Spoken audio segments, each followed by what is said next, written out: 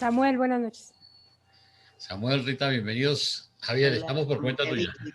Venga, pues vamos a comenzar, que si no luego se nos hace muy tarde y por lo menos a mí ya prácticamente la madrugada.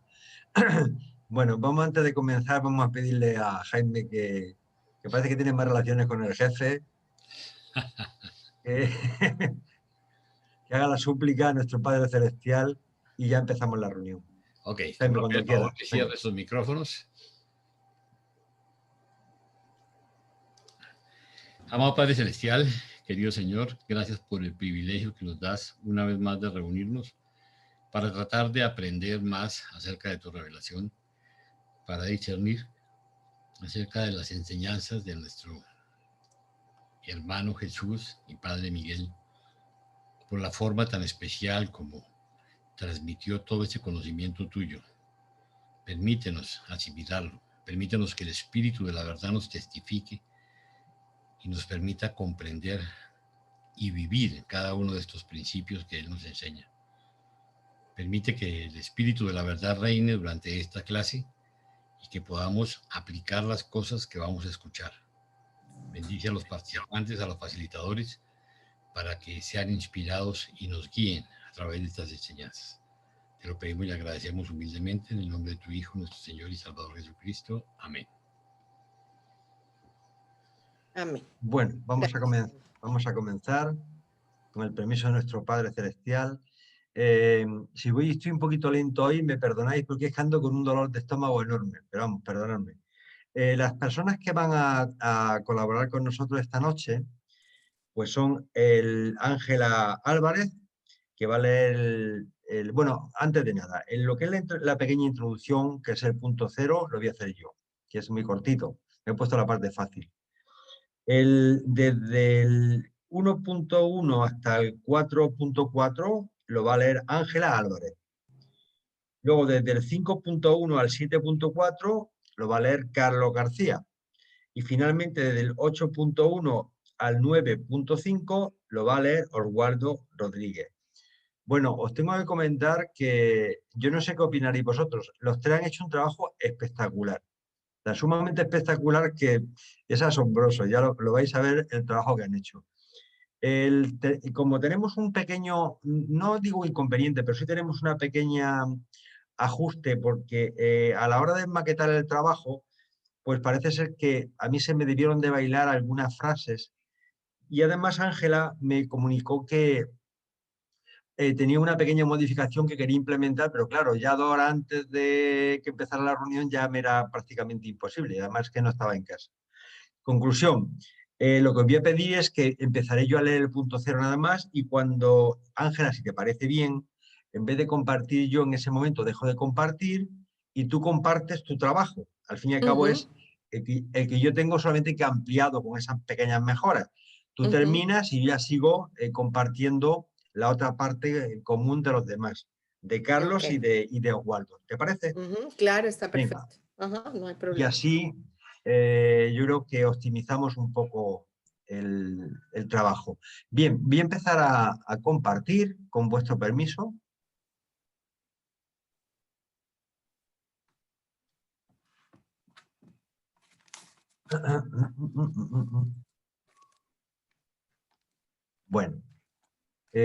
Bueno, si se ve, me lo confirmáis, por favor.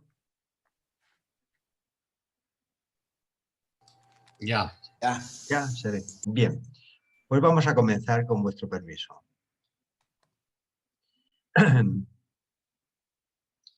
La tercera gira de predicación. Antes de nada, he metido aquí, más que nada porque últimamente creo que es importante, como Jesús con sus apóstoles y con sus séquitos se va moviendo permanentemente de un sitio para otro, pues es como norma general, casi en cada capítulo yo por lo menos voy a intentar poner el mapa para saber exactamente, para ubicarnos físicamente donde estaba Jesús.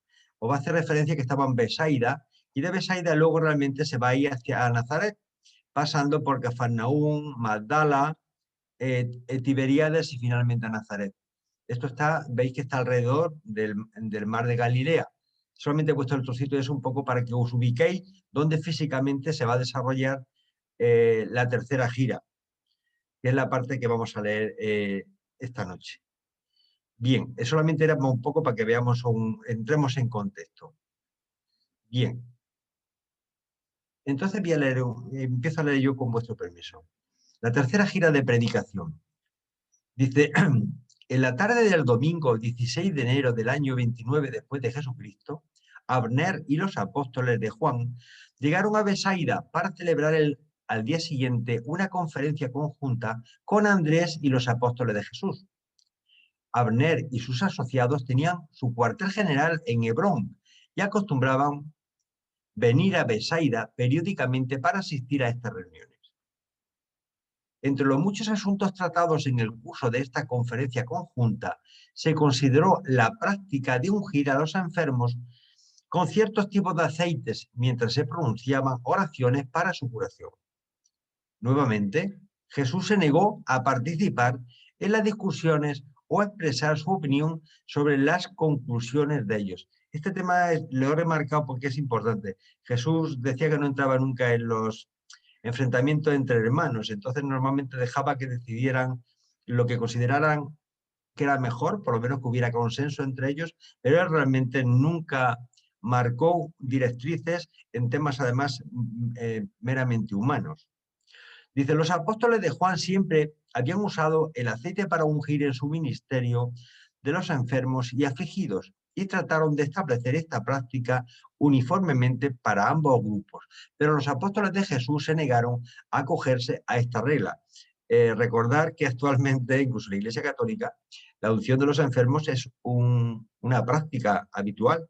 Es decir, que fijaros que ha llegado 2000 años después hasta nuestro tiempo. Javier, El martes... en los mormones también. Ah, los mormones también. Ah, eso no lo sabía. La No lo misma sabía yo. unción con aceite de oliva, sí.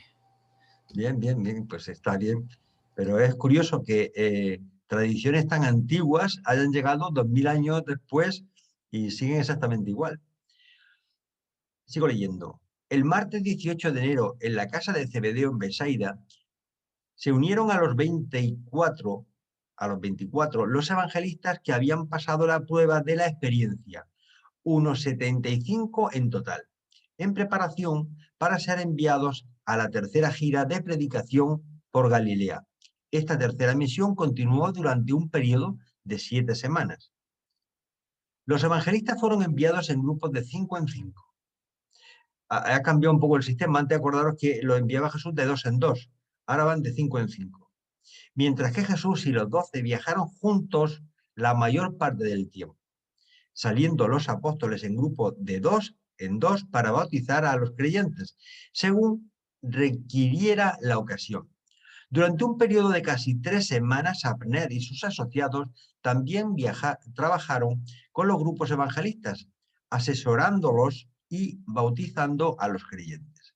Visitaron, y esto es por la referencia del mapita inicial, visitaron Magdala, Tiberias, Nazaret y todas las ciudades principales y aldeas de la región central y sur de Galilea. Todos los sitios visitados previamente y muchos otros más. Fue este el último mensaje a Galilea, a excepción de las regiones del norte. Bien, como aquí hemos tenido un pequeño problema de ensamblaje y además Ángela ha añadido algo más, voy a dejar, Ángela, de compartir y si eres tan amable, sí. compartes tú el documento justo en el punto este.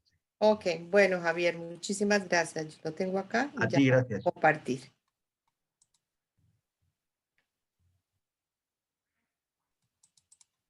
¿Ya lo están viendo? Ya. ¿Sí? Ok. Lo amplío un poquito más, si quieren. Mirar si lo amplío un poquito. Espérate, que me fui para el otro lado. Es que estoy en otra computadora. Al contrario, ponlo un Sí, poquito más sí, grande. sí, ya. Me fui para la mano. Es que estoy en otro laptop, entonces no. Ok. Bueno, entonces a mí me toca. Gracias por la oportunidad de poder estar aquí, de aprender y de compartir esto todo. Pues a mí siempre es un poquito como difícil a veces compartir y expresarme. Pero bueno, esta es una gran oportunidad, así que gracias por esto. Gracias, Javier. El cuerpo de mujeres evangelistas seleccionadas por Jesús. De todas las acciones audaces de Jesús en relación con su carrera terrenal, la más extraordinaria fue anunciada súbitamente en la tarde 16 de enero. Mañana seleccionaremos a 10 mujeres para trabajar en el ministerio del Rey. Al comienzo del periodo de 2 semanas, durante el cual los apóstoles y evangelistas estarían ausentes de Besaria de vacaciones, Jesús pidió a David que llamara a sus padres de vuelta a la casa y que enviara mensajeros convocando a Betsaida a 10 mujeres devotas que habían servido en la administración del antiguo campamento y del dispensario de tiendas. Todas estas mujeres habían escuchado la instrucción impartida a los jóvenes evangelistas. Pero jamás se les había ocurrido ni a ellas ni a sus instructores que Jesús se atreviera a comisionar a las mujeres para que enseñaran el evangelio del reino y ministraran a los enfermos. Estas 10 mujeres seleccionadas y comisionadas por Jesús fueron. Ya hice un cuadrito para enumerarlas a todas. Susana, la hija del Eschazán de la sinagoga de Nazaret, nombrada jefe del grupo, del equipo. Joana, la esposa de Chuza, el asistente de Herodes Antipas, fue nombrada tesorera. Elizabeth, la hija de un judío rico de Tiberias y Seforis. Marta, la hermana mayor de Andrés y Pedro. Raquel, la cuñada de Judá, el hermano carnal del maestro. Son las mujeres de la familia. Nasanta, la hija de Elmán, el médico sirio. Milca, una prima del apóstol Tomás. Ruth, la hija mayor de Mateo Levi.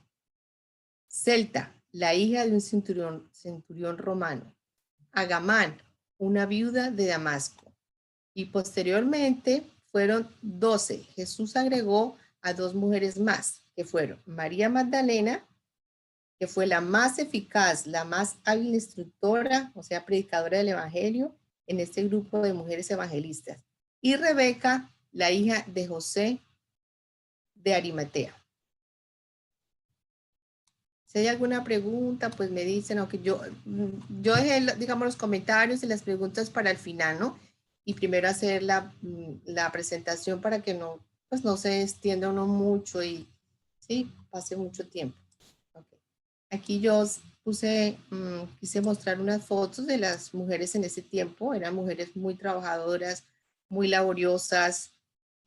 La posición de la mujer era muy lamentable en esa época. Entonces quise mostrar un poco lo que ellas hacían en el campamento, ¿no?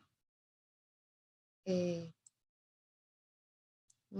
la oportunidad siempre que tenía de estar escuchando las enseñanzas de los instructores. Bueno, continuamos. Jesús autorizó a estas mujeres a que establecieran su propia organización y ordenó a Judas que proveyera fondos para su equipo y para los animales de carga. Las 10 nombraron jefe a Susana y tesorera a Joana. De ahí en adelante se abastecieron por sí mismas. Nunca más pidieron apoyo monetario a Judas. Era sorprendente en esa época, considerando que las mujeres no podían ni siquiera ser admitidas en el atrio principal de la sinagoga, estando confinados a la galería de mujeres, que se las reconociera como instructoras autorizadas del nuevo evangelio del reino. Aquí recordamos cuando Jesús era niño, que va la primera vez, yo me imagino que se acuerdan, que va a la Pascua y él sale muy decepcionado porque ve que su madre no podía estar con él, sino que tenía que irse a otro lugar apartado. No podían entrar al atrio principal. Bueno, la programación de la emancipación de la mujer. El cometido de Jesús que Jesús dio a estas 10 mujeres al seleccionarlas para enseñar el evangelio y ministrar fue la proclamación de la emancipación, lo cual liberó a las mujeres para todos los tiempos y ya no debían los hombres considerar espiritualmente inferiores a las mujeres.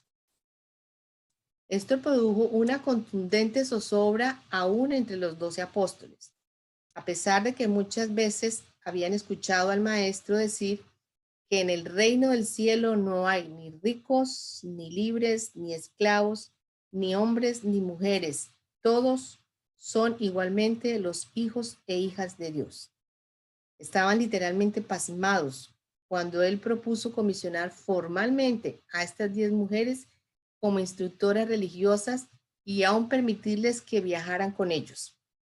El país entero se agitó ante este procedimiento y los enemigos de Jesús sacaron provecho de esta acción para usarla contra él, pero por todas partes las mujeres creyentes en la buena nueva tomaron firmemente partido por sus hermanas elegidas, entonando con gran convicción su aprobación más plena de este reconocimiento, aunque tardío, del sitio que debe ocupar la mujer en el trabajo religioso.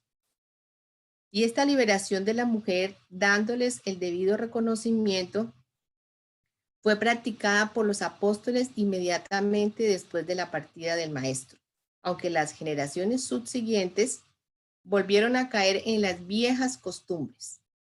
En los albores de la iglesia cristiana, las mujeres instructoras y ministras eran llamadas diaconistas y se les acordaba reconocimiento general.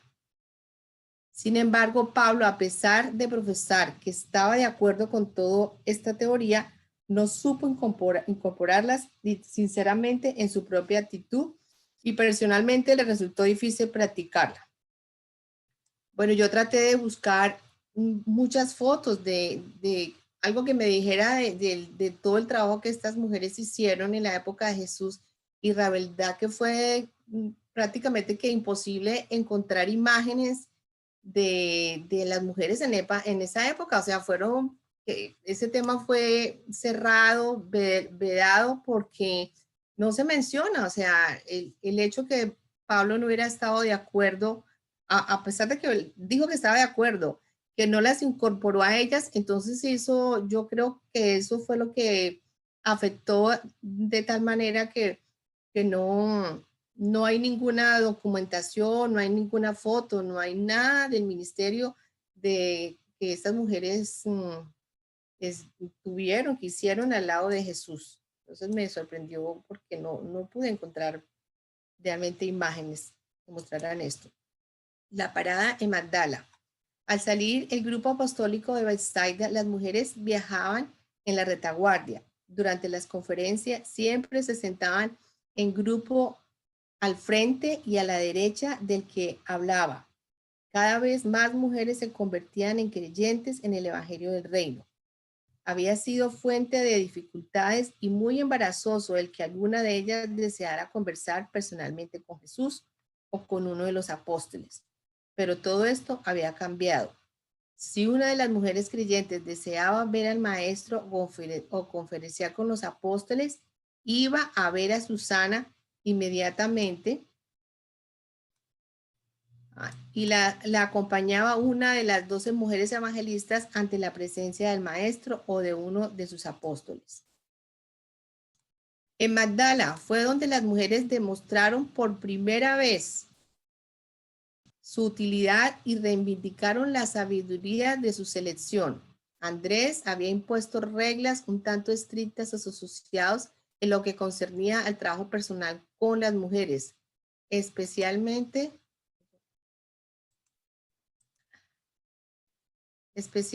perdón, es que no alcanzo a ver aquí, especialmente con aquellas de conducta dudosa. Pero al llegar el grupo de mujeres a Magdala, les estaba permitido a estas 10 mujeres evangelistas entrar libremente en las casas que albergaban el mar, o sea, eran sitios de mala reputación, y allí predicar la buena nueva directamente a las que allí habitaban. En el ministerio de los enfermos, estas mujeres entablaban fácilmente relaciones íntimas con sus hermanas afligidas. Como resultado del ministerio de estas 10 mujeres, más adelante conocidas como las 12 mujeres, en este lugar, María Magdalena fue ganada para el reino. A través de una asociación de infortunios y como consecuencia de la actitud de la sociedad convencional hacia las mujeres que cometen tales errores de juicio, esta mujer se encontraba en uno de los antros de perdición de Magdala. Marta y Raquel fueron quienes explicaron a María que las puertas del reino estaban abiertas aún para las personas de su calaña. María creyó en esta nueva y fue bautizada por Pedro al día siguiente. Bueno, aquí tengo algunas fotos de lo que las mujeres evangelistas hacían. Administraban a los enfermos, se apoyaban entre ellas. Ok, aquí continuamos entonces. María Magdalena. María Magdalena se convirtió en la más eficaz instructora del Evangelio en el grupo de 12 mujeres evangelistas. Fue seleccionado para este servicio juntamente con Rebeca en Jotapa, unas 4 semanas después de su conversión.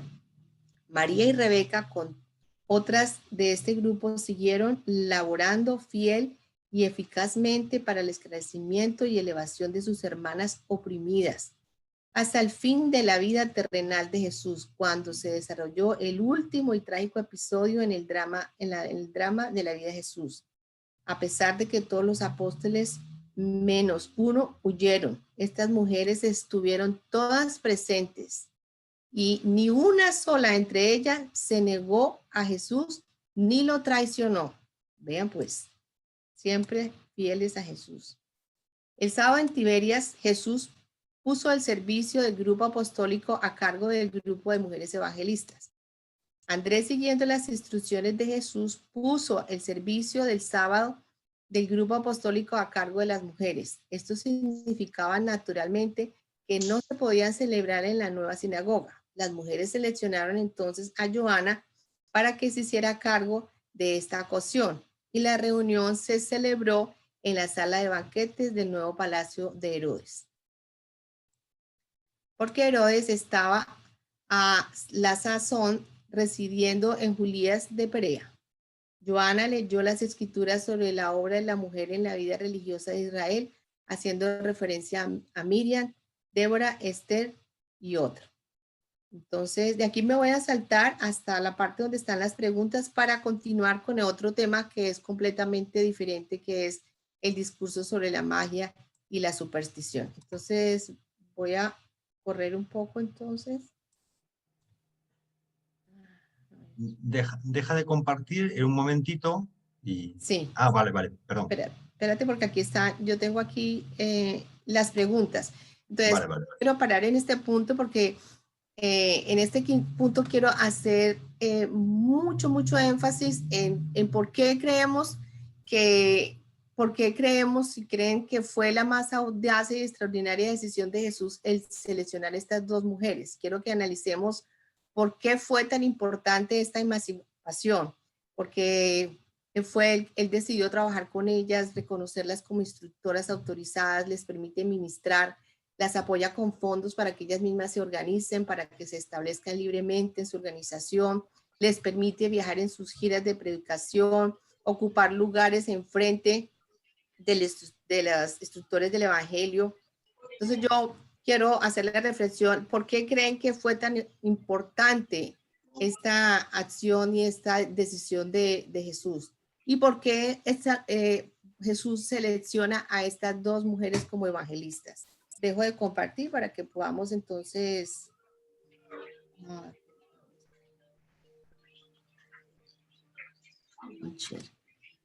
Entonces paro de compartir para poder escuchar pues los comentarios que ustedes tengan respecto a esto. Bueno, buenas noches. Yo pienso que todo parte del papel que desempeñaba la mujer en ese entonces, que la mujer estaba relegada a un segundo plano, no se le permitía participar en ninguna actividad religiosa, no sé si política, pero pues pienso que tampoco. Entonces, pues como Jesús venía con una nueva mentalidad, un nuevo evangelio de cambiar todas esas tradiciones en la gente, les dio ese papel fundamental en el mensaje del reino. Él quería que la mujer tuviera un papel visible y romper como ese paradigma del papel que desempeñaba la mujer en ese entonces, que las tenían anuladas totalmente. Entonces, yo pienso que él quería era que ese paradigma se rompiera y poderles dar una participación más activa en el Evangelio del Reino. Así es. Marta, así es. En realidad es muy importante que podamos investigar. Yo traté de entrar y investigar todo lo que fue esa época y cómo estaba la posición de la mujer hebrea en Palestina, y realmente pues yo conocía algo, pero me sorprendió profundamente poder ver hasta qué punto la mujer estaba en una condición prácticamente que de esclava y de sirvienta. O sea, los derechos de ella eran completamente cero, las mujeres eran completamente, vivían aisladas y completamente reprimidas. Es más, en una de las notas que encontré en el internet dice que las mujeres estaban entre las más pobres del mundo en la época de Jesús. No tenían derechos, no podían divorciarse. Las mujeres le pertenecían a sus padres, después pasaban a pertenecerle a los esposos, si se empleaban le pertenecían a los hijos. Estaban en una condición inferior terrible. Ellas no participaban de la vida social, de la vida comunitaria, mucho menos de la vida religiosa. Se los consideraba impuras a las mujeres, inferiores en todo sentido, se les consideraba inferiores. Solo eran admitidas en la sinagoga, como lo habíamos dicho, solamente en el lugar donde están las mujeres, que es increíble que después de 2000 años todavía vemos que en la religión judía ellas continúan en su lugar y no se les permite ir al atrio principal donde están los hombres. Las mujeres estaban confinadas completamente a las labores del hogar, estaban confinadas solamente a moler el trigo, a cocinar, a tejer, a lavar, a hilar. Era una cosa impresionante. Le pertenecían a sus padres, no tenían propiedades. El esposo, si se le quemaba la comida a la mujer, el esposo tenía el derecho de botarla a la mujer sin absolutamente nada, porque por cualquier cosa podía separarse de ella. Sin embargo, ellos tenían derecho, era legal la poligamia.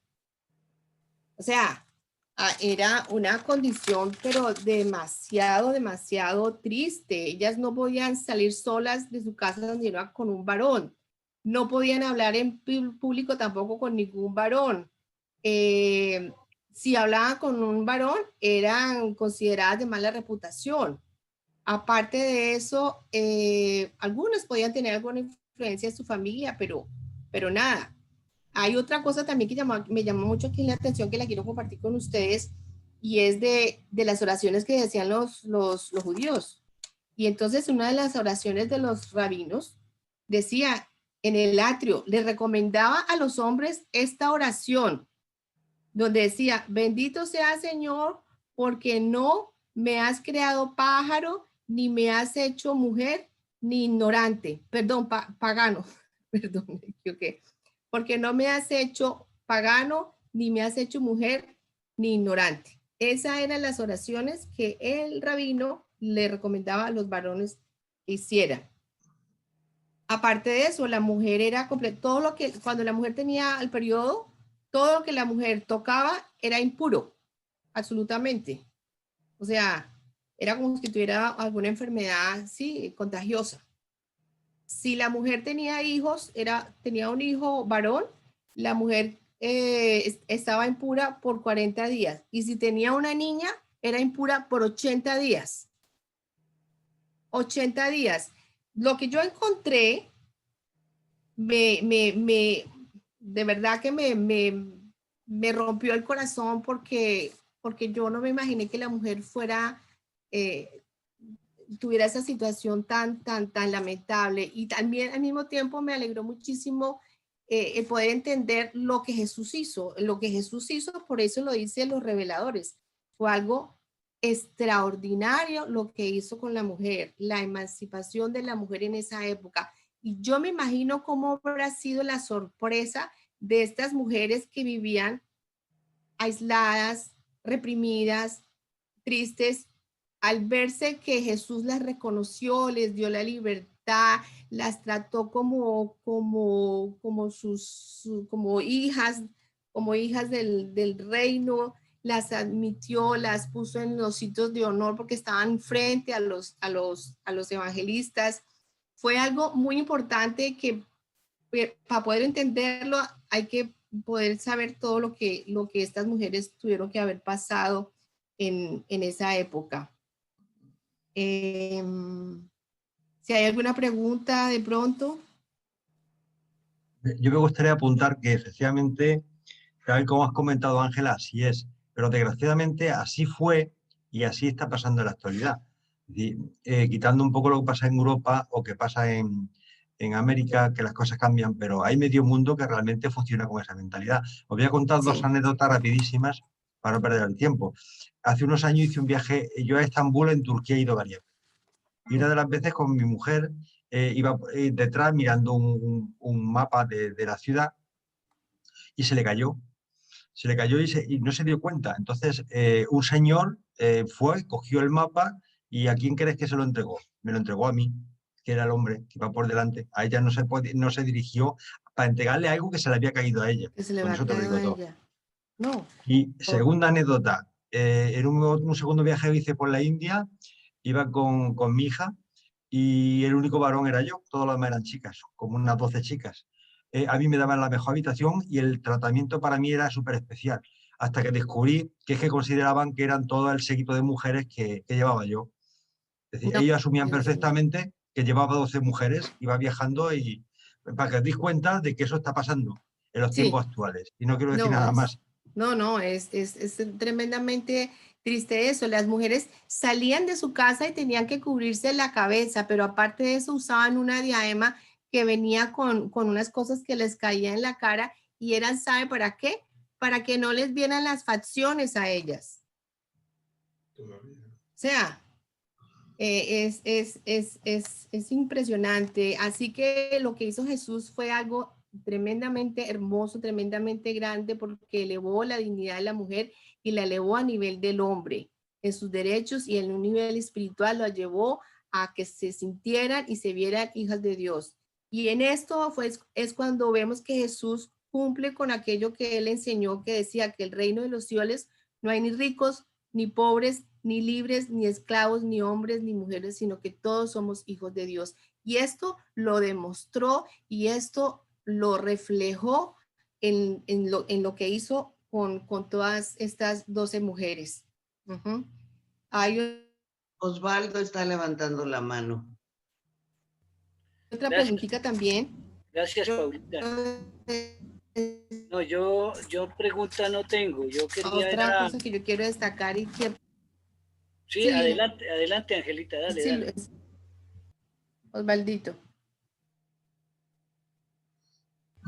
Bueno, Angelita, listo, gracias. Yo no quería hacer ninguna pregunta, sino más bien remontarme un poquito a la historia.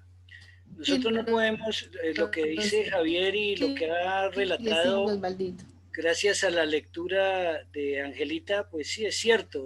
Desafortunadamente la historia humana está permeada por toda esa diferencia de clases y diferencias de mujeres y de diferencias pues de maltrato incluso a la mujer.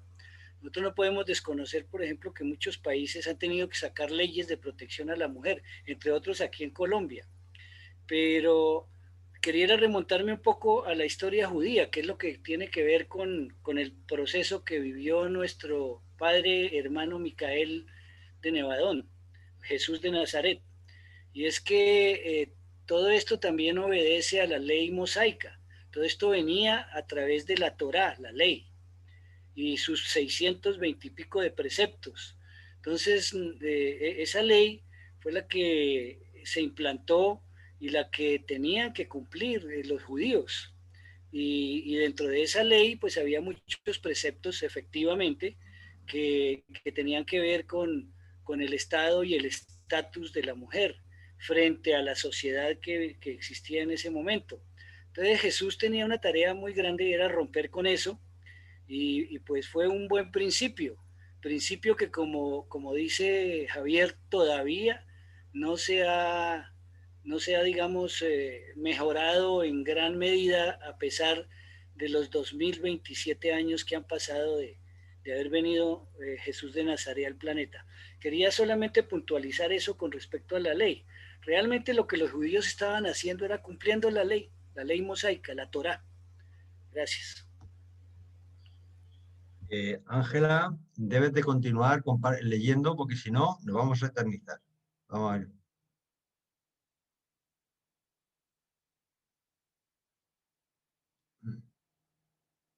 Ángela. No está. No la veo. Yo creo Se que nos ha salido.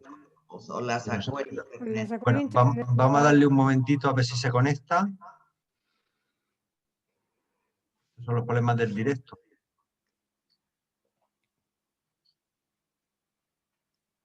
Pues No yo creo obstante, que en el tema... hay un problema porque también no está Jorge. Bueno, Oh, claro. sí.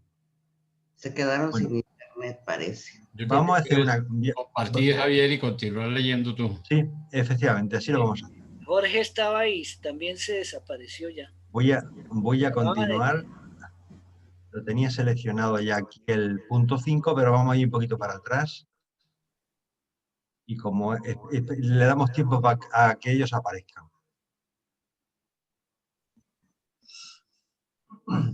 Como hombre previsor, tenía preparado en la parte anterior.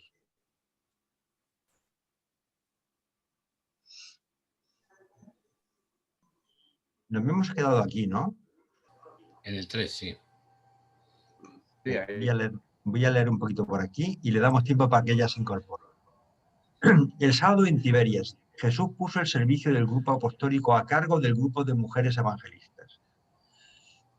Andrés, siguiendo las instrucciones de Jesús, puso el servicio del sábado del grupo apostólico a cargo de las mujeres.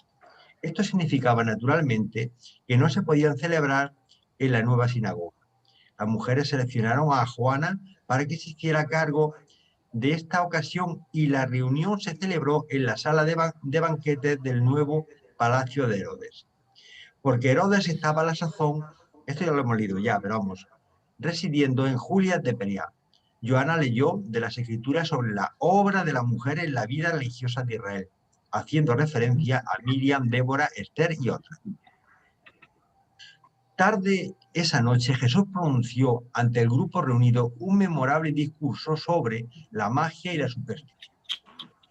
En aquellos días, la aparición de una estrella brillante y supuestamente nueva era considerada un signo de nacimiento de un gran hombre en la tierra.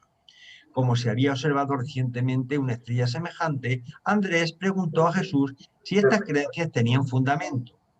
En la larga respuesta a la pregunta de Andrés, el maestro habló en forma extensa sobre el tema de la superstición humana.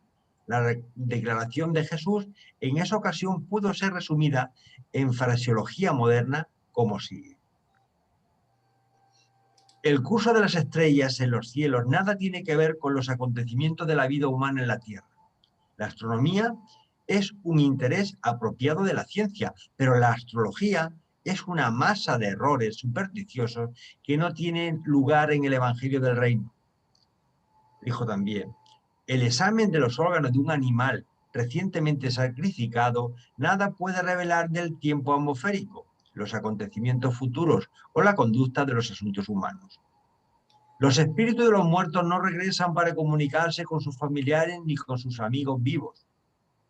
Más, el cuarto, los amuletos y las reliquias son impotentes contra las enfermedades, no previenen los desastres ni influyen sobre los espíritus malvados. La creencia de estas formas materiales de influir sobre el mundo espiritual no es sino superstición flagrante. Echar la suerte, aunque pueda ser una forma conveniente de resolver muchas dificultades menores, no es un método creado para revelar la voluntad divina. Los resultados de estas actividades tan solo son casualidades de orden material. La única forma de comunión con el espíritu, con el mundo espiritual, corresponde al don del espíritu otorgado a la humanidad, el espíritu residente del Padre, juntamente con el espíritu derramado del Hijo y la influencia omnipresente del Espíritu Infinito. Le dijo también: la adivinación, la hechicería y la brujería son supersticiones de mentes ignorantes, lo mismo que la ilusión de la magia. La creencia en números mágicos, en signos de buena suerte y presagios de mala suerte, es pura superstición y sin ningún fundamento. Más, la interpretación de los sueños es en gran parte un sistema supersticioso y sin fundamento de especulación ignorante y fantástica. El Evangelio del Reino no debe tener nada en común con los sacerdotes adivinos de las religiones primitivas. 8. Los espíritus del bien o del mal no pueden habitar en símbolos materiales de arcilla, madera o metal. Los ídolos no son más que la sustancia de las cuales están hechos.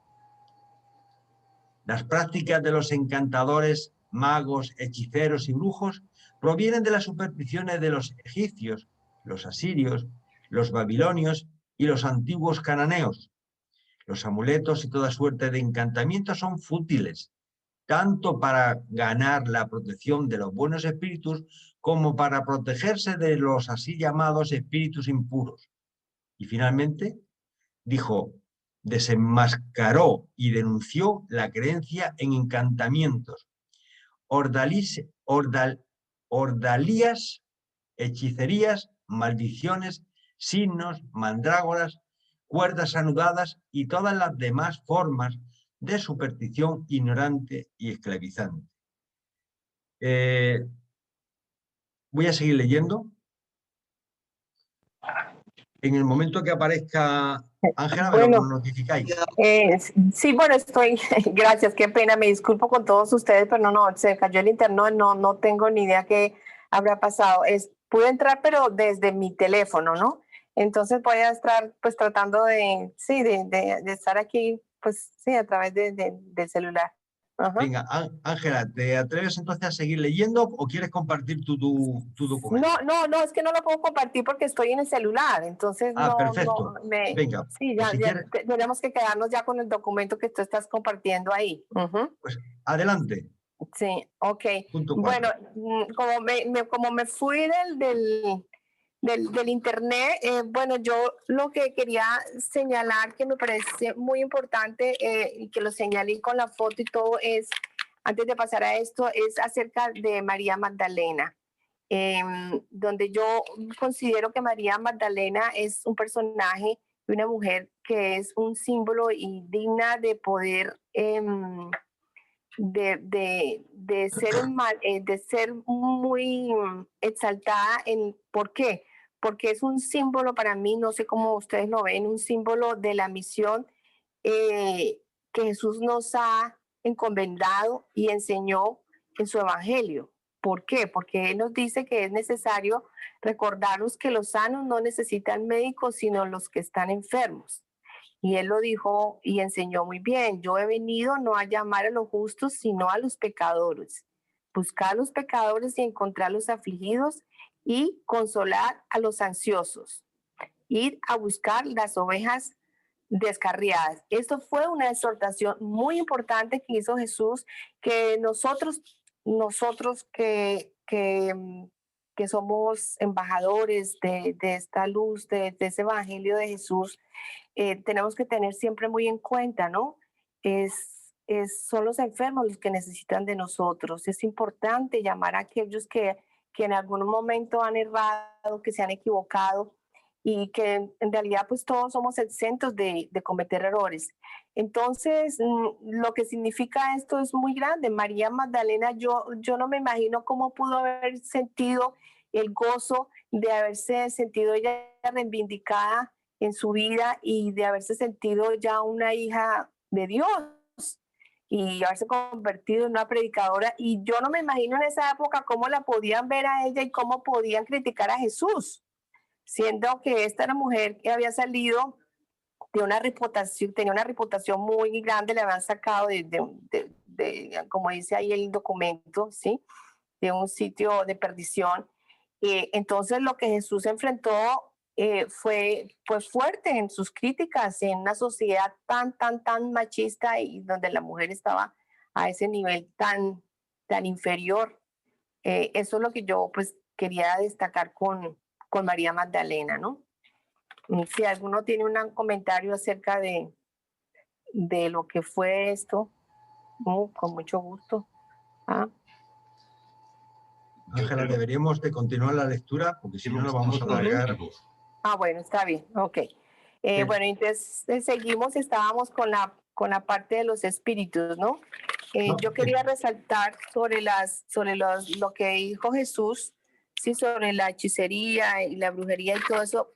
Jesús sabía que la gente en ese tiempo, pues, que todos los pueblos, todos los pueblos primitivos, pues, tenían ideas muy burdas y muy primitivas sobre la geografía, sobre las astronomías, sobre la salud, sobre la enfermedad.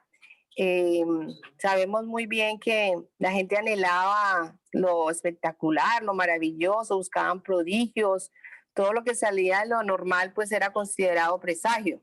Aquí en la parte de arriba noticias sobre las estrellas y sabemos muy bien que sobre las estrellas una de las cosas más destacadas es la leyenda sobre la estrella de Belén, ¿no? Porque pensaban que cuando salía una estrella brillante significaba que nacía un gran hombre en la tierra. Bueno, hay mucho tema respecto a todas esas creencias que incluso todavía muchas de ellas existen, ¿no? Que en ese momento, que era un momento donde la gente tenía tanta hambre espiritual, pues proliferaban pues todos los cultos, todos los misterios, todas las ideas que venían del mundo grecorromano, ¿no? Bueno, aquí vamos a seguir entonces. A ver, yo lo estoy leyendo aquí. ¿En qué punto quedaste? Ahora empieza por el 4. Por el 4. Espera, Bueno, aquí yo quería, aquí en el punto donde dice que desenmascaró y denunció las creencias de encantamientos y dice ordalias. Quería definir esa parte de ordalias porque yo estuve averiguando y resulta que las ordalias era una prueba ritual de los juicios para probar la inocencia de una persona o la culpabilidad y constaba de meter la mano en agua hirviendo y dependiendo cómo salía la mano se determinaba la inocencia o la culpabilidad de la persona. Entonces es algo que quería yo que ustedes supieran porque pues yo tampoco sabía que era ordalias, me quedé muy pues sorprendida con esto. Igual que lo que dice aquí, las maldiciones, signos, los mandragoras. Mandragoras era una planta mágica de relajación, era narcótica y era afrodisíaca. Las cuerdas anuladas tenían un poder maléfico también o de liberación. Quería un poco aclararles esos términos para que conocieran. Sigo en el 4. El envío de los apóstoles en grupos de 2 en 2. La siguiente tarde, habiéndose reunido con los 12 apóstoles, los apóstoles de Juan y en el grupo de mujeres recientemente comisionado, Jesús dijo, podéis ver vosotros mismos que la cosecha es abundante, pero los trabajadores son pocos. Oremos pues todos al Señor de la cosecha para que nos envíe aún más trabajadores para sus campos. Mientras yo permanezco aquí para reconfortar e instruir los instructores más jóvenes, enviaré a los mayores en grupos de 2 en 2 para que puedan abarcar rápidamente toda Galilea, predicando el evangelio del reino mientras la situación continúe siendo propicia y pacífica. Luego nombró 2 pares de apóstoles tal como deseaba que salieran, y estos fueron Andrés, Pedro, Santiago, Juan Zebedeo, Felipe y Natanael, Tomás y Mateo, Jacobo y Judas Alfeo, Simón el Celote y Judas Iscariote. Jesús estableció la fecha en que se encontraría con los 12 en Nazaret y al despedirse dijo, En esta misión no vayáis a ninguna de las ciudades de los gentiles, ni tampoco a Samaria, pero id a donde están las ovejas descarriadas de la casa de Israel.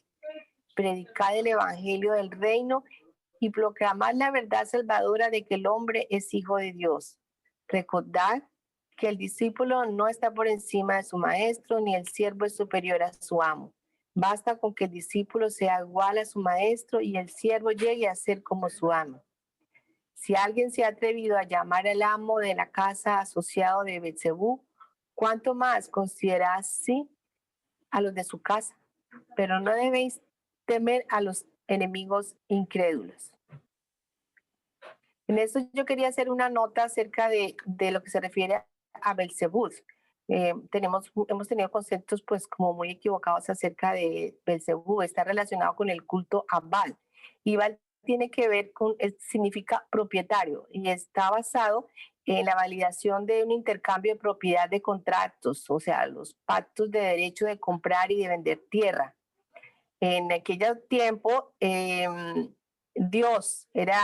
era el dios de la fertilidad de la tierra, era quien enviaba la lluvia. Entonces las buenas cosechas dependían del favor de Baal.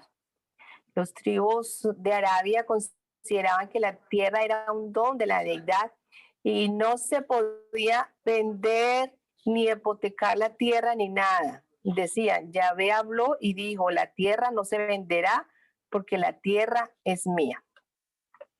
Continúo. Os declaro que nada de lo que está cubierto dejará de ser revelado. No hay nada oculto que no se conocerá. Los que han enseñado privadamente, predicando abiertamente con sabiduría. Lo que os he revelado dentro de la casa, proclamadlo desde los tejados cuando llegue la ocasión. Y yo os digo, amigos y discípulos míos, no temáis a los que puedan matar el cuerpo, porque no son capaces de destruir el alma. Colocad vuestra confianza en aquel que puede sostener y salvar el alma. ¿Acaso no se venden 2 gorriones por 1 céntimo? Sin embargo, yo os declaro que ninguno de ellos está olvidado en los ojos de Dios. ¿Acaso no sabéis que hasta los cabellos de vuestras cabezas están contados? No temáis, pues, vosotros sois de más valor que muchos gorriones. No os avergoncéis de mis enseñanzas. Salid proclamando paz y buena voluntad, pero no os engañéis, la paz no siempre acompañará vuestra predicación. He venido para traer paz a la tierra, pero cuando los hombres rechazan mi don, se producen divisiones y alborotos. Cuando todos los de una familia reciben el evangelio del reino, en verdad la paz habita en esa casa. Pero cuando alguno de la familia entra en el reino y otros rechazan el evangelio, esta división tan solo puede producir pesadumbre y tristeza. Muy importante esto, dice, elaborad intensamente para salvar a toda la familia, para que no se vuelvan los enemigos de un hombre los de su propia casa. Pero cuando hayáis hecho todo lo posible para todos los de cada familia, yo os declaro que el que ame a su padre o a la madre más que el evangelio no es digno del reino. Cuando los 2 escucharon estas palabras, se prepararon para partir. No volvieron a verse hasta el momento en que concurrieron a Nazaret para unirse con Jesús y con los otros discípulos, tal como el maestro lo había dispuesto. Aquí yo puse un link donde las personas que quieran de pronto profundizar un poco de la época, de cómo era la condición de la mujer en la época de la mujer hebrea en la época en Palestina, pues pueden entrar a este link y leer más sobre. Y bueno, esto ya lo había dicho, la figura de María Magdalena, lo importante que es. Y esto está en el libro de Urantia también, donde habla la igualdad de la mujer ante el hombre. Antes de las enseñanzas de Jesús que culminaron en Pentecostés, las mujeres tenían poca o ninguna posición espiritual en los credos de las religiones antiguas. Después de Pentecostés, la mujer se encontró ante Dios en la fraternidad del reino en igualdad de condiciones del hombre. Esto ya se los había comentado. Es necesario recordarlos que los sanos no necesitan un médico, sino los que están enfermos. Yo he venido no a llamar a los justos, sino a los pecadores. Y la exhortación de Jesús, que también ya le había comentado, ya se les había dicho, que la exhortación de Jesús siempre fue buscar a los pecadores, encontrar a los afligidos, consolar a los ansiosos, ir a buscar a las ovejas descarriadas. Bueno, esta es toda mi presentación. Si hay preguntas acerca del tema, de los mitos, de todas estas creencias, bueno, de lo que quieran, preguntas, están bienvenidos. Si puedo contestarlas, con mucho gusto, si no me ayudan mis profesores aquí. Gracias, Javier, gracias a todos. Gracias a ti, Ángela. ¿Alguna pregunta, alguna reflexión que queráis hacer?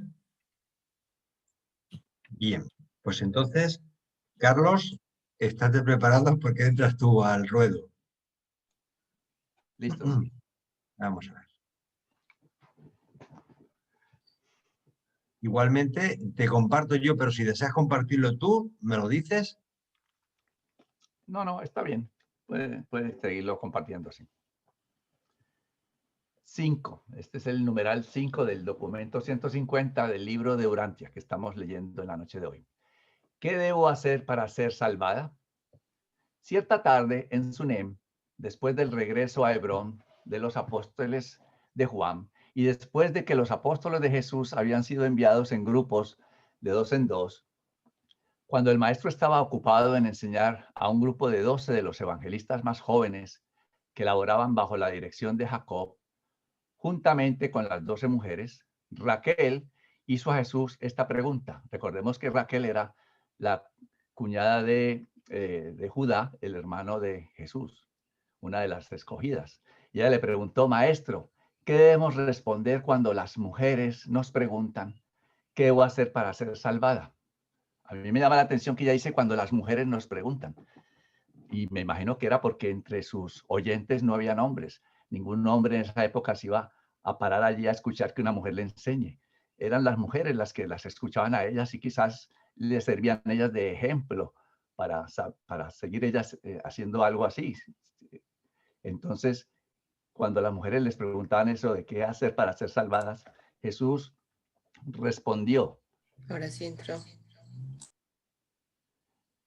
Cuando los hombres y las mujeres preguntan qué deben hacer para ser salvados, vosotras contestaréis: cree en este evangelio del reino, acepta el perdón divino. Por la fe, reconoce el Espíritu residente de Dios, cuya aceptación te hace hijo de Dios.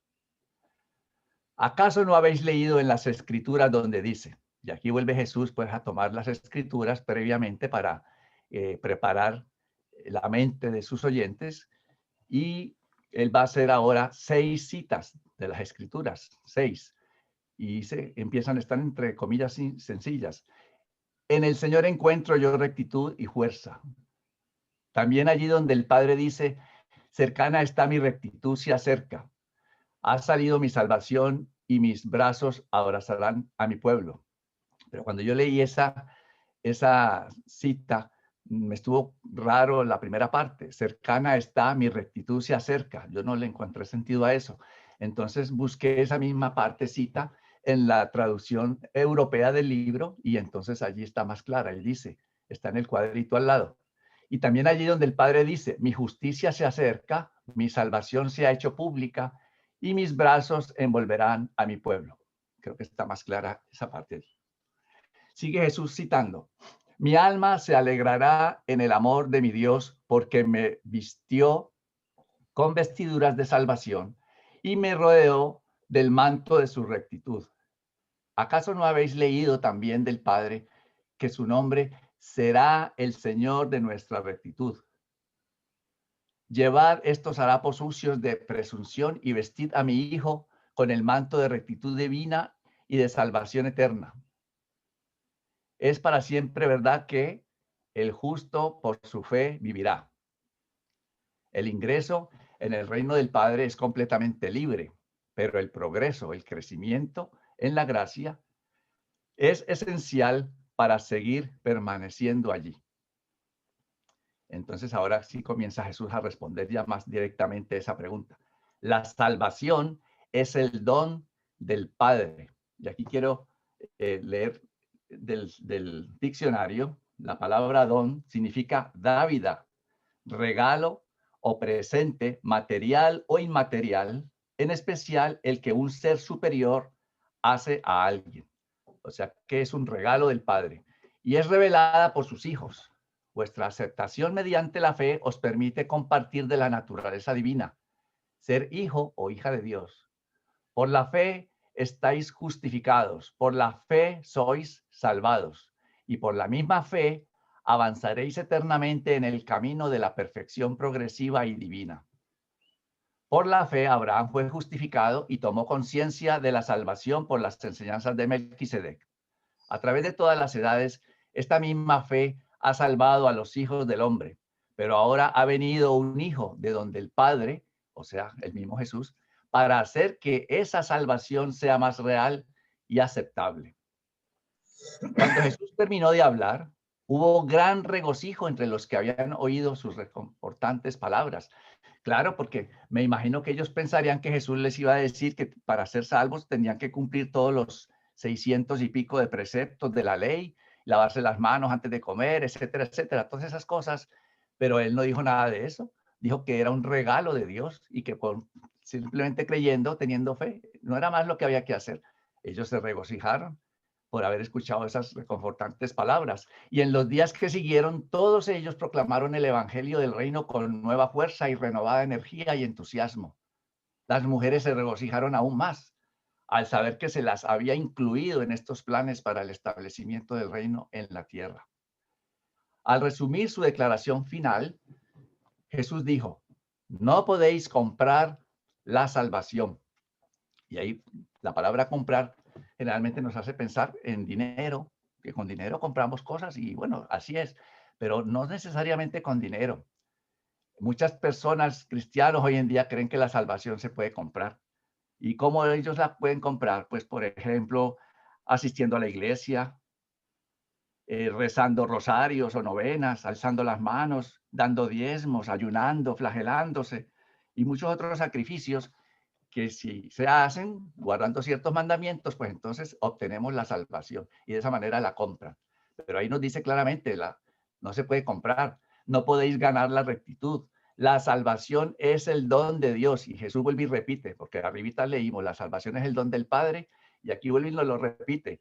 La salvación es el don, el regalo, la dávida de Dios y la rectitud es el fruto natural de la vida nacida del Espíritu de la filiación en el reino. No seréis salvados porque viváis una vida recta, sino que viviréis una vida recta porque ya habéis sido salvados. Esto es importantísimo. La gran mayoría de las iglesias hoy en día siguen diciendo así, que somos salvados porque hacemos las cosas buenas, cumplimos los mandamientos, damos los diezmos, hacemos esto. Si usted hace todo eso, se salva. Pero aquí es al revés. Viviremos una vida recta porque ya hemos sido salvados. Habéis reconocido la filiación como un don de Dios y el servicio en el reino como el gozo supremo de la vida en la tierra. Cuando los hombres creen en este evangelio, que es una revelación de la bondad de Dios, serán conducidos al arrepentimiento voluntario de todo pecado conocido. La comprensión de la filiación es incompatible con el deseo de pecar, ¿verdad? Cuando entendemos que somos hijos de Dios, pues eso nos ayuda a no pecar. Eso es incompatible con el deseo de pecar. Los creyentes en el reino tienen sed de rectitud y hambre de perfección divina. No quiere decir que no cometamos errores y tengamos fallas, pero ahí habla de pecar. 6. Las lecciones vespertinas. Durante las conversaciones vespertinas, Jesús habló de muchos temas durante el resto de esta gira, antes de que se volvieran a reunir en Nazaret. Y habló y ahí entonces subrayé todos esos títulos de las conversaciones vespertinas que Jesús hizo. Son prácticamente títulos que podemos utilizar inclusive para los cursos de la UBIS, o sermones o conversaciones que queramos tener. Mire los títulos: el amor de Dios, los sueños y las visiones, la malicia, la humildad y la mansedumbre, el coraje y la lealtad, la música y la adoración. Esta me encanta mucho porque como me gusta la música, me hubiera gustado estar en esa conversación. El servicio y la obediencia, el orgullo y la presunción, el perdón en relación con el arrepentimiento, la paz y la perfección, el mal hablar y la envidia, el mal, el pecado y la tentación, las dudas y la incredulidad, la sabiduría y la adoración. Puesto que los apóstoles más viejos estaban ausentes, estos grupos más jóvenes de hombres y mujeres participaban más libremente en el diálogo con el maestro. Eran como unas reuniones más informales. Después de pasar 2 o 3 días con un grupo de 12 evangelistas, Jesús seguía viaje para unirse a otro grupo, siendo informado de la ubicación y movimiento de todos estos trabajadores por los mensajeros de David, siendo esta su primera gira. Las mujeres, la primera gira de las mujeres permanecieron buena parte del tiempo con Jesús. Mediante el servicio de mensajeros, cada uno de estos grupos se mantenía plenamente informado sobre el progreso de la gira. La llegada de noticias de los otros grupos era siempre fuente de estímulo para estos trabajadores diseminados y separados. Antes de su partida, se había acordado de que los 12 apóstoles, juntamente con los evangelistas y el cuerpo de mujeres, concurrirían en Nazaret el viernes 4 de marzo para reunirse con el maestro. Por lo tanto, alrededor de la fecha indicada, estos varios grupos de apóstoles y evangelistas dispersados por Galilea central y meridional comenzaron a convergir hacia Nazaret. Al promediar la tarde, Andrés y Pedro, los últimos en llegar, se encontraron en el campamento preparado por los primeros en llegar, situado en las tierras altas al norte de la ciudad.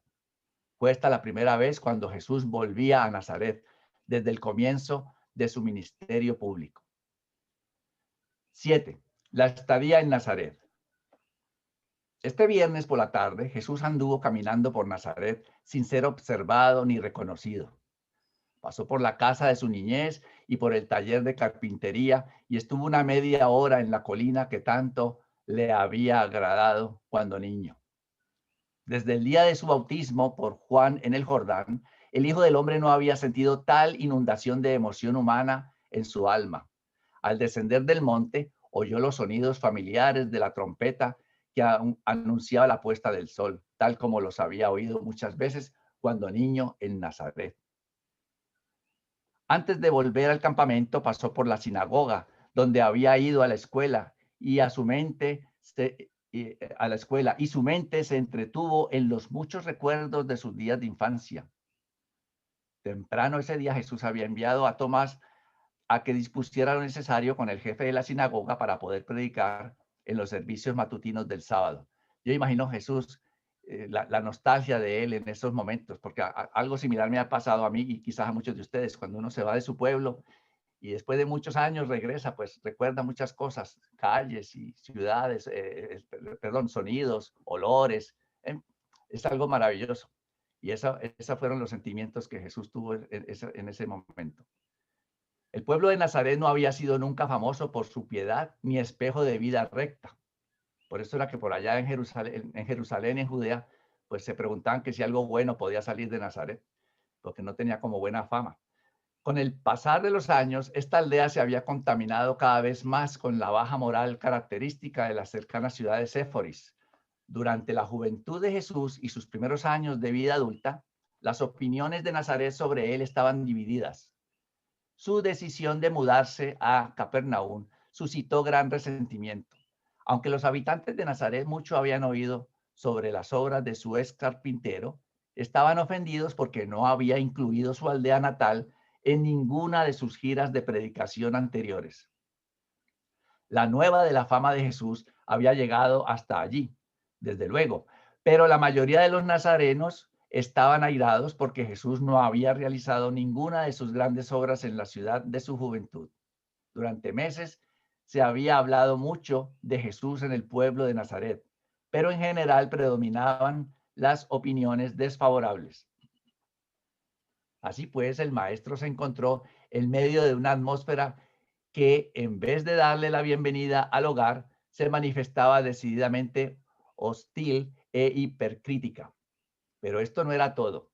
Sus enemigos, sabiendo que pasaría el sábado en Nazaret y suponiendo que hablaría en la sinagoga, habían empleado a numerosos hombres rudos y groseros para acosarlo, hostigarlo y armar lío en toda forma posible.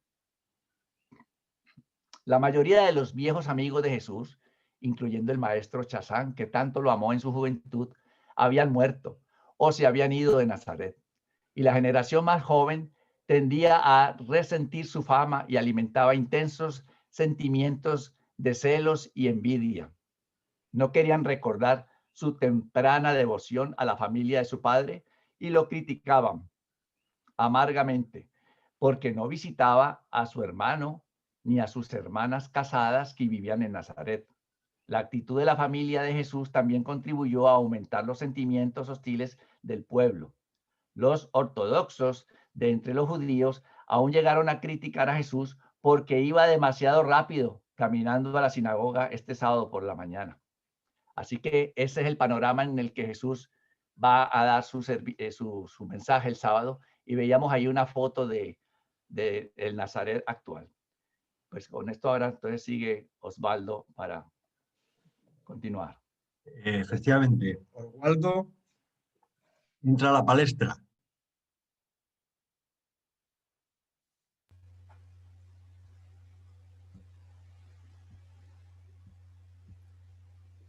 Osvaldo, cuando lo desees. Sí, perdóneme un segundo, que es que no, ya, ahora sí.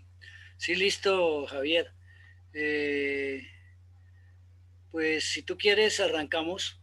Dejemos, pues lo tenía para compartir, pero no, sigamos con el que tú estás compartiendo. No, perdón, prefiero que lo compartas tú. Dejo de compartir. Así te mueves más libremente. Bueno, vale. No obstante, antes, si hay alguna pregunta con respecto a lo que ha leído Carlos, este es el momento.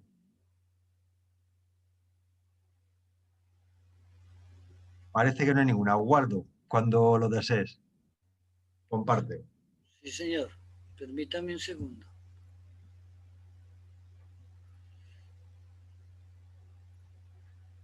Me avisan cuando lo empiecen a ver, por favor.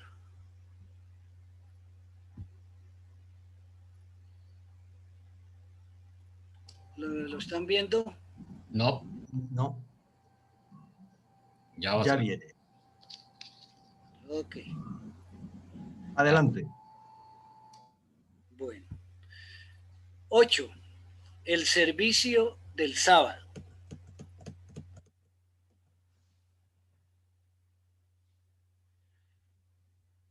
Jesús inicia su charla en la sinagoga de Nazaret para finalizar su tercera gira de predicación.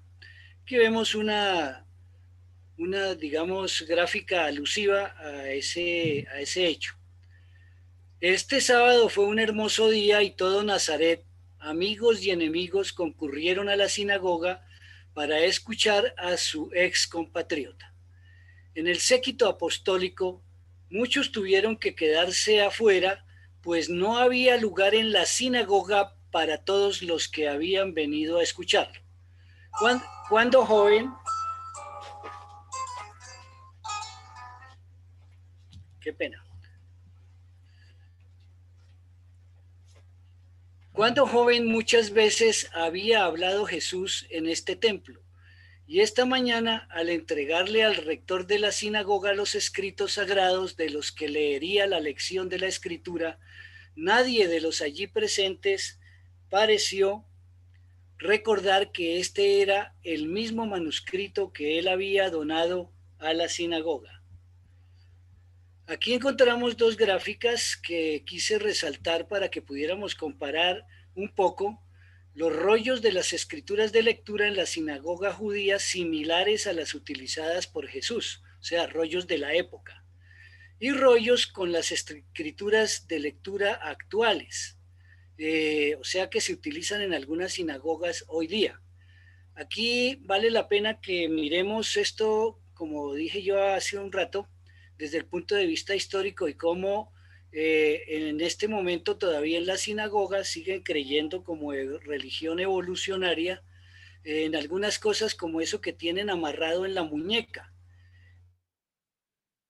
Eso es algo que son 2 cintas de cuero, se llaman los tefilín y se utilizan en la actualidad todavía en la religión judía o en la religión actual judía. Los tefilín consisten de 2 pequeñas cajas de madera u otro material unidas a correas de cuero. Cada una de las 2 cajas contiene 4 secciones de la Torá, la ley a la que yo hacía alusión. O sea, todavía a estas alturas de la historia se sigue utilizando la Torá, escritas en pergamino. Esos pasajes son A, el Shema, que está en Deuteronomio 6:4-9, que proclama la unicidad del único Dios. Eso sí es importante.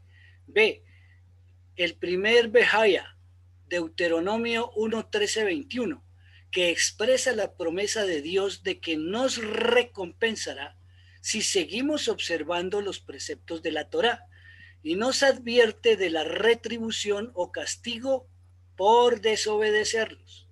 C, el Kadesh. Eso hay en la muñeca, todo eso. El Kadesh está en Éxodo 13:1-10. El deber del pueblo judío de recordar siempre la redención de la servidumbre egipcia. Todavía viven pegados de esa cosa. Y D, el Behaya final, que está en Éxodo 13:11-16, que consiste en declarar la obligación de todo judío de informar de todo esto a sus hijos. Sigo. Los servicios se celebraron este día tal como cuando Jesús era muchacho. Ascendió a la plataforma con el rector de la sinagoga y se inició el servicio con 2 oraciones. La primera: bendito sea el Señor, Rey del mundo, creador de la luz y de las tinieblas, hacedor de la paz, creador de todo, quien en su misericordia da luz a la tierra y a los que en esta moran, y a los que en esa moran, que en su bondad renueva día tras día y cada día las obras de la creación. Bendito sea el Señor nuestro Dios por la gloria de sus obras y por las luces que iluminan que Él ha hecho para su alabanza. Selah. Bendito sea el Señor, hacedor, el Señor nuestro Dios, hacedor de la luz.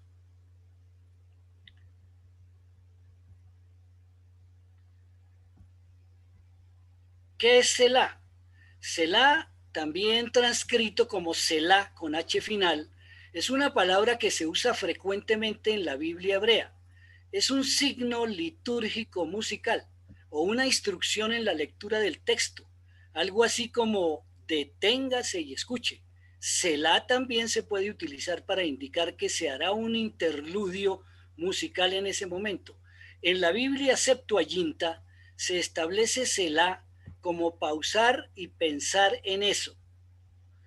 En mi opinión, es como hablar de una lectura con más bien con leer con la interpretación, o sea, interpretación de lectura. Pienso que era lo que trataban de aplicar los judíos. Después de una corta pausa, nuevamente oraron, segunda oración. Con gran amor el Señor nuestro Dios nos ha amado y con piedad desbordante nos ha compadecido. Nuestro Padre y nuestro Rey, por amor a nuestros padres que confiaron en Él. Tú les enseñaste los estatutos de la vida. Ten merced de nosotros y enséñanos. Esclarece nuestros ojos en la ley. La ley. Haz que nuestro corazón cumpla con tus mandamientos. Aúne nuestros corazones para que te amemos y temamos tu nombre. Temamos. Yo resalto eso. Y no pasaremos vergüenza, mundo sin fin, porque tú eres el Dios de la salvación y nos elegiste entre todas las naciones y todas las lenguas. Y en verdad nos has traído cerca de tu gran nombre, Selah, para que podamos alabar tu unidad con amor. Bendito sea el Señor que en amor eligió su pueblo de Israel. La congregación recitó, entonces, ahí viene la parte, la congregación recitó luego el Shema del credo judío. Este rito consistía en la repetición de numerosos pasajes de la ley, otra vez la ley, la Torá, e indicaba que los creyentes aceptaban el yugo del reino del cielo y el yugo de los mandamientos tanto de día como de noche. Yo traje aquí el inicio de la Shema hebrea, pues la Shema es muy larga y es todo un ritual judío, pero voy a hacer este principio de la Shema para que ustedes se formen una idea de qué era esto para los judíos. Entonces, reunida toda la gente, el orador habla y dice: yo canto con vos, oh anciano de los días, escucha, oh Israel, al Señor vuestro Dios, el Señor es uno. Y todos cantan: Shema Yisrael, Adonai Elohenu, Adonai Eho. Habla el orador: vuestro Señor del universo es el reino, el poder y la gloria por siempre. Afirmemos nuestra unidad con toda vida. Y todos repiten: yo afirmo mi unidad con todo lo que es vida, eterna, sublime y triunfante. Yo soy esa vida, ahora y por siempre yo soy. Y todos finalizan este inicio de la Shema con el Aumem.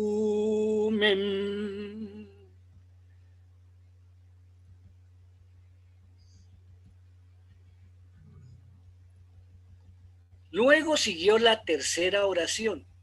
Es verdad que tú eres Yahvé, nuestro Dios, y el Dios de nuestros padres, nuestro Rey y el Rey de nuestros padres, nuestro Salvador y el Salvador de nuestros padres, nuestro Creador y la roca de nuestra salvación, nuestra ayuda y nuestro libertador. Tu nombre es desde lo sempiterno y no hay otro Dios sino tú. Una nueva canción cantaron a los que fueron liberados y la entonaron a orilla del mar, alabando tu nombre. Juntos te alabaron y te reconocieron como rey y dijeron: Yahvé reinará, mundo sin fin. Bendito es el Señor que salva a Israel. El rector de la sinagoga tomó luego su posición ante el arca o cofre, hablamos del arca de la alianza, que contenía las escrituras sagradas, y comenzó a recitar las 19 eulogías de oración, o sea, bendiciones. Pero en esta ocasión era deseable acortar el servicio para que el distinguido huésped pudiera tener más tiempo para su discurso. Por consiguiente, solo recitó la primera y la última de las bendiciones. La primera era: bendito es el Señor nuestro Dios y el Dios de nuestros padres, el Dios de Abraham y el Dios de Isaac y el Dios de Jacob, el grande, el poderoso y el terrible Dios, que muestra misericordia y ternura, que crea todas las cosas, que recuerda las misericordiosas promesas a los padres y que trae un Salvador a los hijos de los hijos para la gloria de su nombre y en amor. Oh Rey, sostén, Salvador y escudo, bendito eres tú, oh Yahvé, escudo de Abraham. En esta parte, aquí esta es una nota mía nuevamente, se muestra a Dios desde aquellas épocas como poderoso, pero terrible. Ya desde esas épocas era una religión del miedo. Valga decir en este momento que todo lo que hemos leído, lo más importante es simplemente declarar la religión monógama. En eso fueron exitosos los judíos, porque precisamente pienso que fue una de las razones por las que nuestro padre Micael se hizo carne en esta tierra y llegó a ese pueblo, porque allí por lo menos se estaba conservando la monogamia, que era una de los fundamentos de la religión verdadera. Luego siguió la última bendición: oh, otorga a tu pueblo Israel gran paz para siempre, pues tú eres rey y señor de toda paz. Y es bueno en tus ojos bendecir a Israel en todo momento y en toda hora con paz. Bendito eres tú, Yahvé, que bendices a tu pueblo Israel con paz. La congregación no miraba al rector mientras éste recitaba las bendiciones. Después de las bendiciones, ofreció una oración casual adaptada para la ocasión. Y cuando concluyó, toda la congregación se unió para decir amén. Luego el chazán fue al arca y trajo un rollo que dio a Jesús para que pudiera leer la lección de la escritura. Era costumbre llamar a 7 personas para que leyeran no menos de 3 versos de la ley, o sea, la Torá. Pero esta práctica no se cumplió en esta ocasión, para que el visitante pudiera leer la lección de su propia selección. Jesús, tomando el rollo, se puso de pie y comenzó a leer del Deuteronomio. Este mandamiento que yo te ordeno hoy no está oculto de ti ni está lejos. No está en el cielo para que digas, ¿quién subirá por nosotros al cielo y nos traerá y nos lo hará oír para que cumplamos? Ni está al otro lado del mar para que digas, ¿quién pasará por nosotros el mar para que nos lo traiga y nos lo haga oír a fin que lo cumplamos? No muy cerca de ti está la palabra de vida, en tu presencia y en tu corazón, para que la conozcas y la obedezcas. Cuando terminó de leer del libro de la ley, comenzó a leer de Isaías. El Espíritu del Señor está sobre mí porque Él me ungió para que predique buenas nuevas a los pobres. Me ha enviado a publicar libertad a los cautivos y recuperación de la vista a los ciegos, para liberar a los que están lastimados y proclamar el año favorable del Señor. Jesús cerró el libro y después de devolvérselo al rector de la sinagoga, se sentó y comenzó a hablar a la gente. Comenzó diciendo, hoy se cumplen estas escrituras. Y luego Jesús habló casi 15 minutos sobre los hijos e hijas de Dios. Qué importante eso. Muchos en el público se regocijaron con su discurso y se maravillaron con su donaire y sabiduría. Era costumbre en la sinagoga, después de la conclusión del oficio formal, que el orador permaneciera allí para que los que tenían interés pudieran hacerle preguntas. Por consiguiente, esta mañana de sábado, Jesús bajó de la tarima mezclándose con la multitud que se adelantaba para hacer preguntas. En este grupo había muchas personas turbulentas con la mente llena de fechoría, y alrededor de la multitud pululaban esos seres abyectos que habían sido empleados para armar lío contra Jesús. Muchos de los discípulos y evangelistas que se habían quedado afuera comenzaron a forcejear para entrar a la sinagoga y enseguida se dieron cuenta de que se estaba preparando una tormenta. Trataron de sacar de allí al maestro, pero él no quiso ir con ellos. No sé si hasta ahí hay alguna pregunta, dejo de compartir, si no seguimos. Sí, Osvaldo. ¿Sí hay pregunta? Sí, más que pregunta, es una aclaración en el punto 8. Bueno, señor, entonces... Tuviste un lapsus, con todo respeto, gravísimo, dígame. Porque estás hablando de monogamia en lugar de monoteísmo. Totalmente de acuerdo, sí señor, disculpen. Entonces, son dos conceptos. Cuando hablamos de un solo Dios, estamos hablando de monoteísmo. Sí. Incluso se puede hablar de enoteísmo, donde se reconoce la existencia de muchos dioses con un dios principal, con un dios jefe. Entonces, pilas, porque eso sí fue un error craso, ¿ok? No, con toda razón. Ese fue un lapsus linguis y realmente es cierto. Es monoteísmo. Esa es la parte importante precisamente que hablaba yo sobre la religión. Tiene toda la razón, Jaime, y gracias. Muy oportuno. Porque... no te preocupes, porque solamente se equivoca el que trabaja. El que no trabaja no se equivoca nunca. Adelante. Bueno, muchas gracias. No sé si hay algo que quieran preguntar, algo más. Tú dices, Javier. No, adelante, te toca a ti. Bueno, gracias. Sigo, 9. El rechazo en Nazaret. Jesús se encontró rodeado en la sinagoga por una gran multitud de enemigos y unos pocos de sus propios seguidores.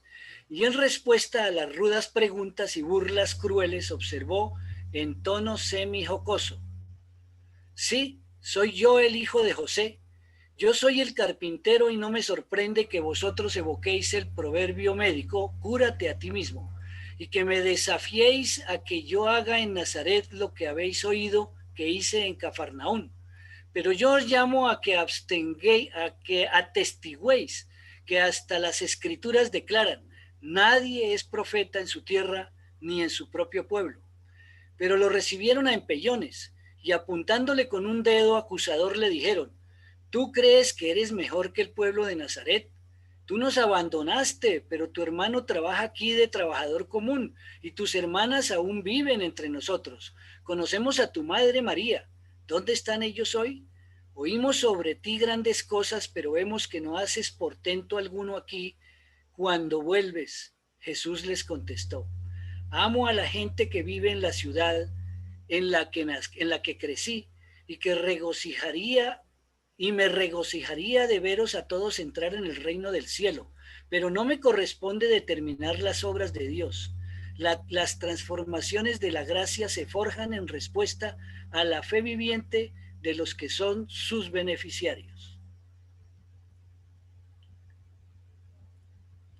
Jesús hubiera podido controlar a la multitud con un poco de buen humor y desarmar aún a sus enemigos más violentos, de no haber sido por un error táctico de uno de sus propios apóstoles, Simón el Celote, quien con la ayuda de Nacor, uno de los evangelistas más jóvenes, había llamado a un grupo de amigos de Jesús que se encontraban entre la multitud y, en actitud beligerante, mandó a los enemigos del maestro que se fueran de allí.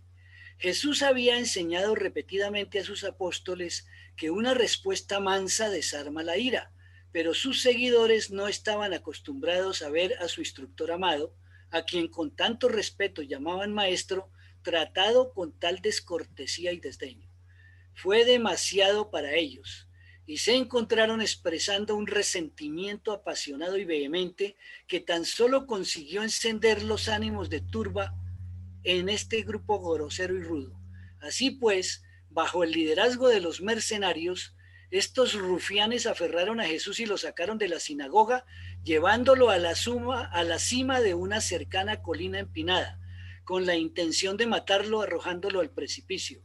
Pero en el momento en que estaban a punto de empujarlo, Jesús se volvió de pronto hacia sus capturadores y enfrentándoseles se cruzó de brazos tranquilamente. Nada dijo, pero sus amigos estuvieron más que sorprendidos cuando, al empezar él a caminar hacia adelante, la multitud se separó y le permitió pasar sin molestarlo. Aquí hay una gráfica de ese momento. Jesús, seguido de sus discípulos, se fue a su campamento y allí relataron todo lo que ocurrió. Y esa tarde se aprontaron para volver a Cafarnaún temprano al día siguiente, tal como Jesús había ordenado. Este final turbulento de la tercera gira de predicación pública sirvió de seria valoración de los hechos para todos los seguidores de Jesús. Comenzaron a darse cuenta del significado de algunas de las enseñanzas del Maestro. Estaban despertando al hecho de que el reino solo vendría después de mucha pesadumbre y amargos desencantos. Partieron de Nazaret ese domingo por la mañana y viajando por caminos distintos se reunieron finalmente en Betsaida al mediodía del jueves 10 de marzo. Al unirse, constituían un grupo desilusionado, cabizbajo y meditamundo de predicadores del Evangelio de la verdad y no un ejército entusiasta y arrebatador de cruzados triunfantes. Trabajo realizado por Ángela Álvarez, Carlos García, mi persona y eminentemente coordinados por Javier Martínez. Muchas gracias. Pues, Aguardo, deja de compartir. Sí, señor. Y sinceramente, digo la verdad, Ángela, Carlos y Aguardo, es espectacular, sencillamente espectacular. Sobre todo la recitación final de Aguardo, al final, es que parece que estaba en medio de judíos. Muchísimas gracias, de verdad, os agradezco a los tres el trabajo tan inmenso que habéis hecho, muy bien preparado, muy bien documentado, y realmente sirve como documento gráfico para sucesivos trabajos, porque realmente está muy bien hecho, muy bien analizado y sobre todo muy bien expuesto. Muchísimas gracias, os lo digo de corazón. Y bueno, nada más. Bueno, Reiterar ustedes disculparán el lapsus en el cual tiene toda la razón Jaime, pues, pero la corrección queda grabada, ¿sí o no?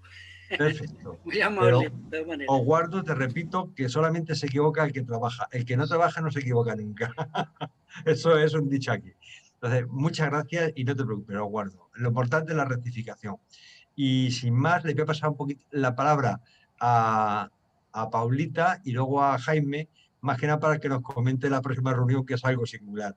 Paulita, toma el micrófono, por favor. Gracias, Javier.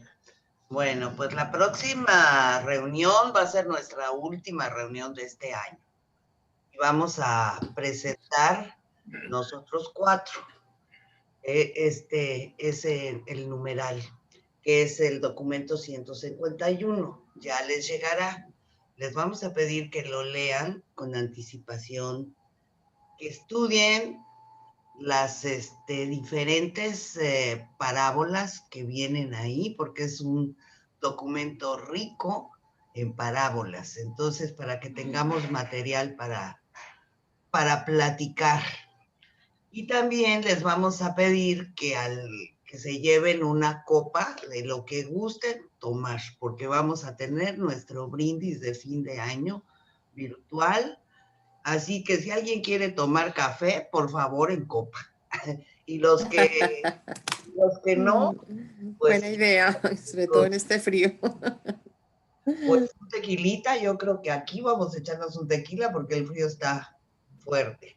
Pero pueden echarse un tequila, un cafecito con ron caliente, a ver qué se les ocurre. Algo Mejor el tequila para calentarnos. Y un buen tequilita. Sí. Entonces, pues eso es por mi parte. El anuncio, los esperamos y pues vamos a regresar ya en enero, el 21, con unos cambios que les iremos diciendo en el primer mes de enero. Y eso es todo. Si hay alguna pregunta, pero pues no creo que haya muchas porque será de qué tomaré para el brindis, ¿no? Y eso es personal. Así. A ver, Paulita, yo sí quisiera recomendarles que preparen la reunión, preparen el documento 151. La verdad que el documento es aparentemente sencillo, pero tiene harto veneno. Sobre todo porque se van a dar cuenta que nosotros somos muy dados a leer en una forma descuidada, si lo podemos llamar así. O sea, pasamos por encima conceptos y nos damos contentillo en el hecho de que entendimos, y no hay tal, ¿sí?